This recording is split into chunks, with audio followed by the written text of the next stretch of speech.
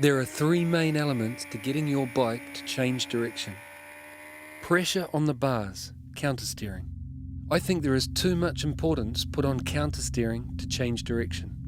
For example, when I pushed my children off on their bicycles for the very first time at about 4 years old, they changed direction by countersteering without me having to tell them about it.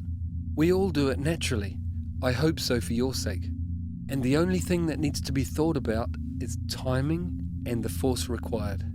As I explained in corner entry, it is important to keep the transitional forces smooth and not to create a stress point for your tyres. This is where people who put too much emphasis on countersteering can come unstuck by using it too aggressively and at the wrong moment.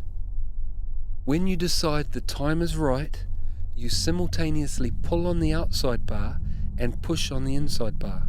If you are braking at the time of change of direction, you can apply much more force to the bars because the tyre has more weight on it, allowing you to get the change of direction done faster. Also, during braking, you'll already have pressure on both bars, so you will just need to apply more to the inside bar and give the outside bar a pull only if necessary. This is why your triceps get a good workout riding on circuit. Once I have done this and initiated the change of direction, I commit my upper body to the corner and look where I want to go. Pressure on the foot pegs. If I am braking, I personally don't find it necessary to apply weight to the foot pegs to get the change of direction done, as the front tyre has enough grip to cope with the change of direction, and the majority of my body weight wants to go forward at that moment, not down. I'm being supported by the tank and the handlebars, and I don't have much weight to spare to push on the pegs. On the other hand, if you're accelerating during change of direction, it's a whole different beast. One of my riding heroes, Mick Doohan, is a classic example of this. Grip the bars, hold yourself forward, facing the screen, chest on the tank, backside hovering over the seat with all your weight on the foot pegs. Your front tyre will have very little weight on it, so you can use very little force on the bars before it will turn and skim the ground.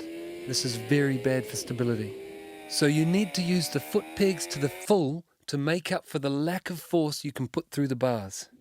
Under hard acceleration, if your weight is off the seat, the centre of gravity of you and your bike moves down and forward, enabling you to open the throttle more before the front tyre lifts. When not braking and applying pressure to the bars to get the bike to change direction, I am also pushing on the inside foot peg. The only way to apply pressure to a single foot peg is to commit your body to that side. It is not a conscious, forceful move, it is a fluid action that coincides with pulling your weight forward, moving your body position to that side, and applying pressure to the bars, all in a balanced way. This is all about getting the timing right to maintain the stability of the bike, body position, and weight distribution. I use this for every corner. It is basically looking through the corner to where you want to go and moving your head and body off the side of the bike in that direction by extending your arms. Try this. If you're sitting in a chair right now, pretend to hold the bike's bars in your hands. They should be close to your body because you're holding yourself forward and accelerating with the throttle open. Now lean forward and off to the left, putting weight on your left foot at the same time as turning the bars to the right. This is basically what I mean.